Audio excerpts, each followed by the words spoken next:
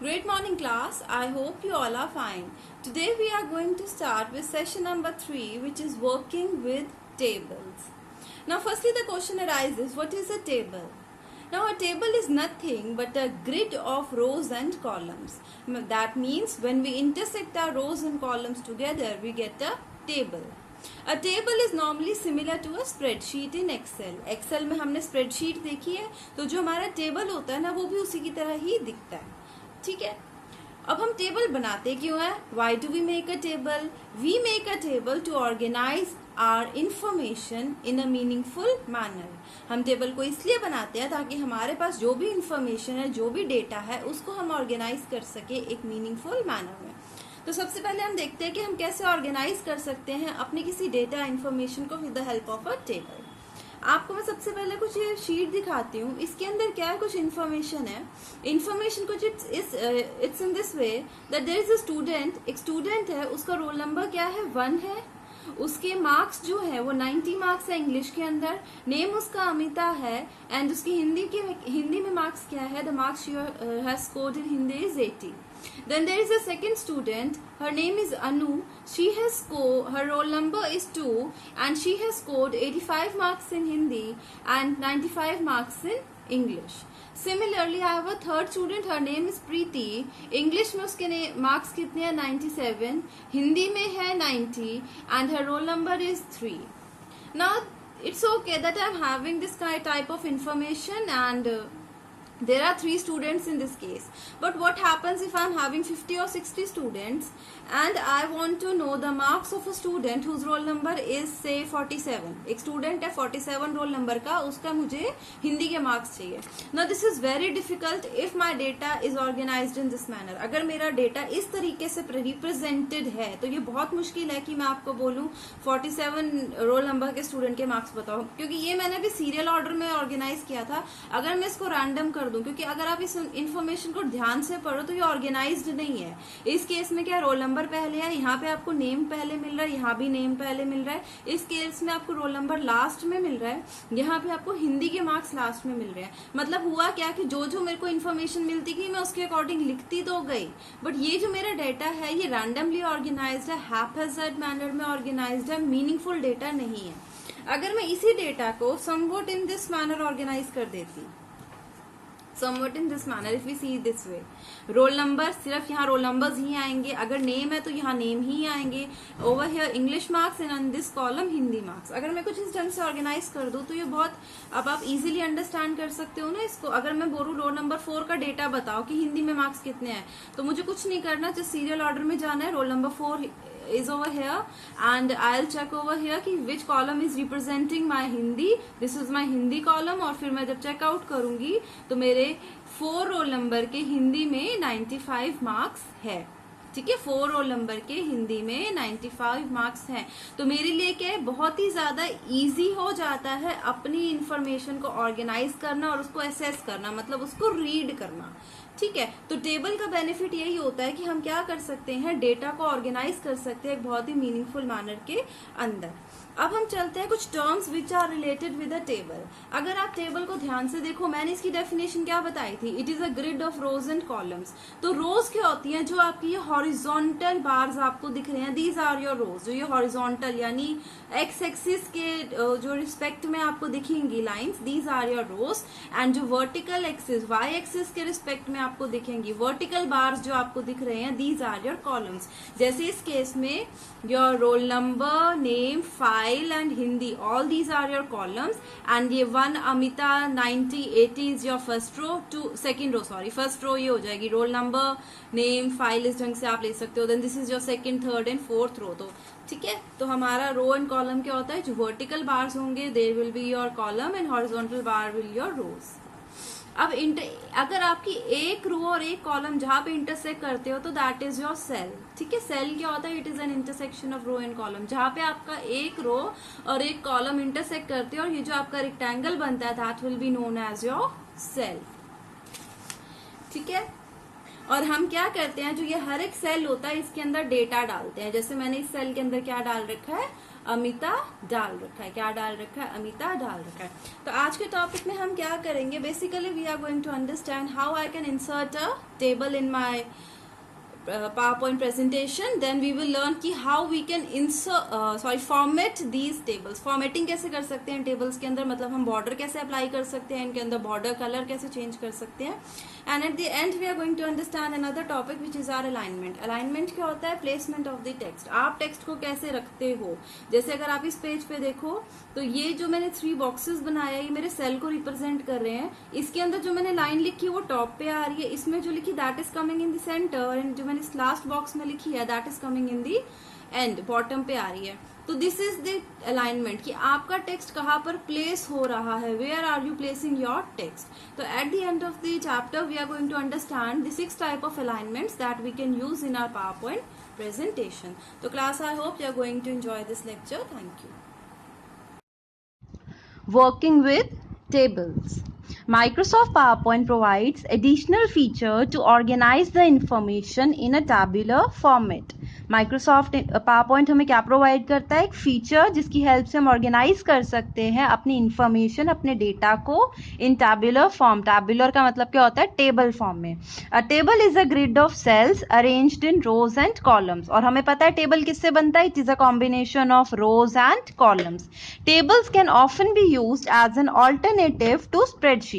हमने इससे पहले एक और एक्सेल का चैप्टर पढ़ा था स्प्रेडशीट का, उसके अंदर भी रोज एंड कॉलम्स ही होते थे. तो अगर हमें किसी, अभी स्प्रेडशीट तो अलग से एक सॉफ्टवेयर है, अगर उसी टाइप से हमें स्प्रेडशीट चाहिए हो अपने टू ऑर्गेनाइज डेटा, अगर हमें पावर पॉइंट के अंदर, तो हम क्या यूज कर सकते हैं? We can use tables. तो टेबल क्या है? एक ऑल्टरनेटिव है टू स्प्रेडशीट.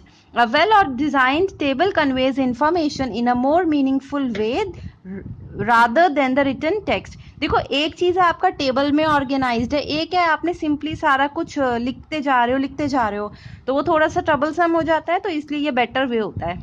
ठीक है, इसके अंदर हम यही पढ़ेंगे इन दिस चैप्टर कि हम टेबल्स को इंसर्ट कैसे कर सकते हैं, यूज कैसे कर सकते हैं और उनकी फॉर्मेटिंग कैसे कर सकते हैं. तो first topic is inserting a table. मतलब सबसे पहले how will you add a table in your power point के अंदर आपके पास सबसे पहले टेबल आएगा कहाँ से?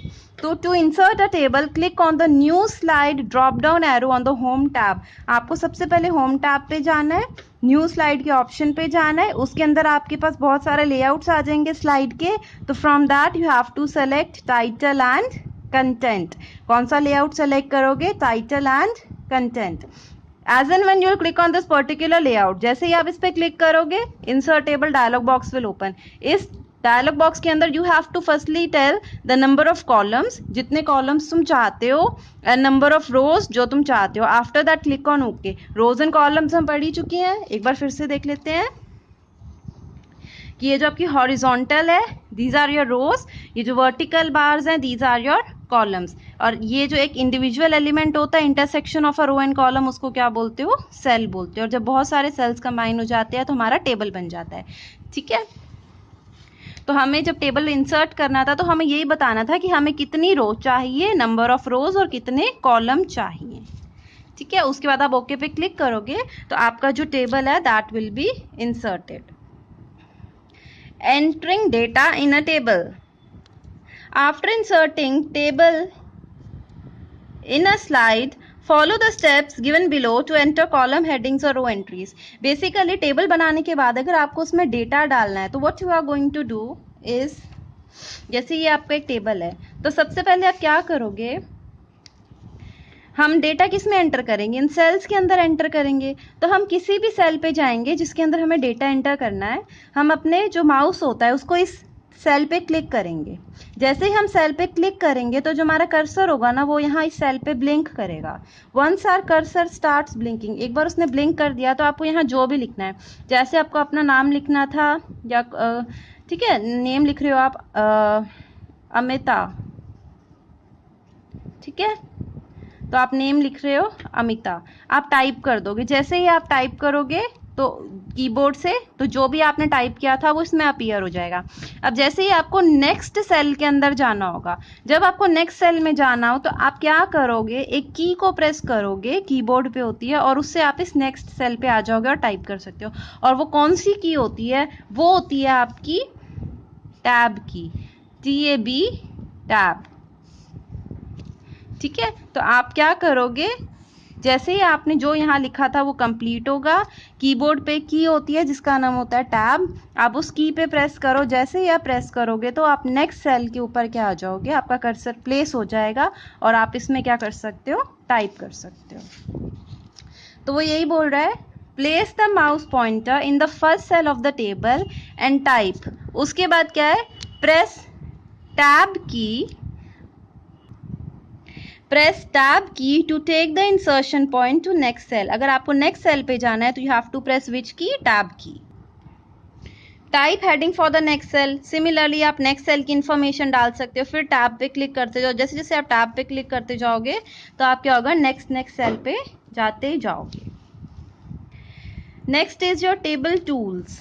Table tools, When you insert a table in PowerPoint 2010, a new tab, ये देखो जैसे ही आप टेबल ड्रॉ करोगे ना, जैसे आपका टेबल बन जाएगा, इंसर्ट हो जाएगा इन योर PowerPoint, तो ये देखो एक न्यू टैब आ रहा है, टेबल टूल, ये जो ग्रीन कलर का आ रहा है। तो ये टेबल टूल टैब अपीयर हो जाएगा और इसके अंदर आपके 2 सब टैब्स होंगे, डिज़ाइन एंड लेआउट। 2 और टैब्स होंगे, design and layout. And with the help of these tabs आप क्या कर सकते हो, बॉर्डर डाल सकते हो टेबल पे, शेडिंग कर सकते हो, table style, merge cell, split cell, बहुत सारे ऑप्शंस होते हैं इन 2 टैब्स की हेल्प से जो आप कर सकते हो। तो अभी जो हमारा रिमेनिंग चैप्टर है उसके अंदर हम यही देखेंगे कि हम ये सब चीज़ें अप्लाई कर कैसे सकते हैं। तो topic is formatting a table style. वो बोलते हैं अगर आपको टेबल का स्टाइल चेंज करना है तो टेबल स्टाइल आपका चेंज कहाँ से होता है, ये देखो डिज़ाइन टैब के अंदर टेबल स्टाइल का ग्रुप है और इसके अंदर कितने सारे स्टाइल्स हैं, है ना। इस एरो पे क्लिक करोगे, डाउन एरो पे, तो अगेन आपके पास और बहुत सारे स्टाइल्स आ जाएंगे। तो आपको कुछ नहीं करना, बस टेबल स्टाइल डिज़ाइन टैब में टेबल स्टाइल ग्रुप पे जाना है। इस ग्रुप पे जाते ही आपके पास मल्टीपल स्टाइल्स होंगे, जो भी स्टाइल आपको अपीलिंग लगता है just click on that particular style और आपका क्या होगा, टेबल का स्टाइल चेंज हो जाएगा। टू चेंज टेबल शेडिंग, अगर आपको टेबल का शेड चेंज करना है तो फिर से आपको डिज़ाइन टैब पे जाना है, शेडिंग ऑप्शन पे जाना है और जो भी कलर आपको पसंद हो जस्ट उस पर क्लिक करना है और आपके पास क्या हो जाएगा, जो आपका टेबल है उस पर शेडिंग हो जाएगी। ठीक है, नेक्स्ट है to apply border. Microsoft PowerPoint allow you to add border to a table. Border helps to improve the appearance of a table. जैसे मान लो ये हमारा एक टेबल है, ये मैंने सिंपल जो बनाया था उसका ब्लू कलर का था। मान लो मैं ये चाहती हूँ कि मेरा जो ये पर्टिकुलर टेबल है, जैसे मैंने ये येलो बना दिया यहाँ पे, अगर ये कंप्लीट पूरा इसको कर दे, मतलब एक बॉर्डर बन जाए इसके अराउंड, तो वो टेबल और अपीलिंग लगेगा ना। या फिर अगर मैं चाहूँ सिर्फ मेरा एक सेल है वो क्या हो, पिंक कलर का हो जाए ऐसे, तो ये क्या हो गया, एक सेल के अराउंड बॉर्डर हो गया। अगर हम इस टाइप से बॉर्डर्स अप्लाई करना चाहते हैं, या तो पूरे टेबल पे, यानी ये पूरा यहाँ पे क्या हो जाए, पिंक कलर का हो जाए। अगर मैं अप्लाई करना चाहती हूँ बॉर्डर पूरे टेबल पे या फिर किसी पर्टिकुलर सेल पे, तो मैं क्या कर सकती हूँ, या किसी रो पे भी लग सकता है ऐसे, ठीक है, पूरी रो पे या फिर सारे कॉलम्स पे इस ढंग से। तो अगर मैं ऐसे अप्लाई करना चाहती हूँ तो हम किसको यूज़ कर सकते हैं, बॉर्डर ऑप्शन को यूज़ कर सकते हैं। तो सबसे पहले आपको करना क्या है, वो सेल, रो, कॉलम जिसके अराउंड आप बॉर्डर चाहते हो उनको सेलेक्ट कर लो। उसके बाद आपको कहाँ पर जाना है, बॉर्डर ऑप्शन पे, ठीक है, वो भी आपको डिज़ाइन टैब में ही मिलेगा। Select all border option, border will be applied on the selected cell, row, column. आपको क्या करना है, देखो डिज़ाइन टैब के अंदर ये आपको दिख रहा है, ये जो 4 स्क्वायर्स बने हुए हैं यहाँ पे आपके, तो ये जो 4 स्क्वायर है ये आपको बॉर्डर ऑप्शन है। जैसे ही आप इस पर क्लिक करोगे तो आपके पास क्या होगा, एक ड्रॉप डाउन लिस्ट आ जाएगी। उस ड्रॉप डाउन मेन्यू में आपके पास बहुत सारे बॉर्डर्स होंगे, जो भी बॉर्डर आपको पसंद हो उसको सेलेक्ट कर लो। और आपने जो पहले सेल्स, रो, कॉलम जो भी सेलेक्ट कर रखा होगा, जैसे ही आप ओके करोगे तो वो वाला स्टाइल जो आपने उस ड्रॉप डाउन मेन्यू से सेलेक्ट किया है वो उन रो, कॉलम, सेल्स पे अप्लाई हो जाएगा। Next is your border color. The pen color tool is used to change the cells, rows, columns, border color. कौन सा टूल चेंज करता है, आपने बॉर्डर तो अप्लाई कर दिया, लेकिन अगर आपको उस बॉर्डर का कलर चेंज करना है, मान लो ब्लैक कलर का बॉर्डर लगा, आपको पिंक कलर का चाहिए, ग्रीन, ब्लू, येलो चाहिए, तो आप किस टूल को यूज़ कर सकते हो, पेन कलर को। ठीक है, सबसे पहले टेबल को सेलेक्ट करो, फिर click on the pen colour button in the draw border group on the design tab. Design tab के ऊपर आप ये देखो पेन कलर का, ये आपको दिख रहा है ये वाला टूल, पेन कलर, ठीक है। तो आपको इस पेन कलर टूल पे जाना है। अ कलर पैलेट अपीयर। जैसे ही आप इस पे क्लिक करोगे तो ये इतने सारे कलर्स आ रहे हैं ना, तो ये कलर की पैलेट है, कलर पैलेट अपीयर हो जाएगी। जो भी कलर पसंद है क्लिक ऑन दैट कलर, ठीक है। उसके बाद आपको क्या करना है, click on the left mouse button on the border whose colour you wish to change और simply drag the mouse on to the cell border and release the button, the line colour will be change. आपको क्या करना है,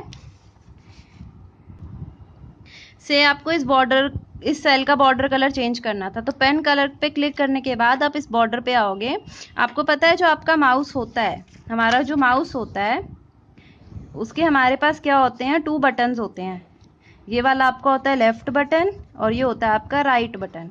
तो हमको क्या करना है, हमें इस लेफ्ट वाले बटन से काम है। हम क्या करेंगे, हम इधर आएंगे, इस लाइन के ऊपर जो हमारा लेफ्ट बटन था ना माउस का, बस वो जो इस साइड वाला होता है उसको क्लिक कर देंगे, तो हमारा वो वाला कलर आ जाएगा जो हमने उस पैलेट से चूज किया था। Otherwise what we can do is, हम अगेन इस लाइन पे आएंगे जो बॉर्डर की लाइन थी एंड हम इस पे ड्रैग कर देंगे। ड्रैग का मतलब क्या होता है कि हम माउस की को प्रेस रखेंगे and then we are going to move our mouse. यहाँ पे अपने माउस को लाके हम एक बार क्लिक करेंगे and we are going to move the mouse, हम रिलीज नहीं करेंगे। जब कलर चेंज हो जाए उसके बाद आप माउस की को रिलीज कर दोगे, दैट इज योर ड्रैगिंग। तो या तो आप माउस को ड्रैग कर दो या फिर आप सिंपल लेफ्ट क्लिक कर दो, तो आपका ये कलर क्या होगा, चेंज हो जाएगा according to what colour you had chosen in your palette. जो कलर आपने पैलेट में चूज किया था उसके according. Next is your border style. This tool is very helpful in changing the line style of a table. ठीक है, border style के अंदर क्या होता है कि अब आपको डैश्ड बॉर्डर चाहिए, बॉर्डर आपको थिक चाहिए, थिन चाहिए, किस टाइप का बॉर्डर चाहिए, लाइन डैश लाइन वाला बॉर्डर चाहिए, है ना। तो अगर आपको बॉर्डर का स्टाइल चेंज करना है तो उसके लिए आप किस पे जाओगे, पेन स्टाइल ऑप्शन पे जाओगे। Just click on the pen style option, drop down list will appear. जो भी आपको उस ड्रॉप डाउन लिस्ट में से बॉर्डर स्टाइल अच्छा लगता है, click on that particular border style. And next आपको वही करना है, बॉर्डर के ऊपर जाओ, उसके ऊपर या तो ड्रैग कर दो या फिर लेफ्ट क्लिक कर दो माउस का, तो वो पर्टिकुलर जो भी था बॉर्डर स्टाइल आपने चूज किया था वो इस पे आ जाएगा।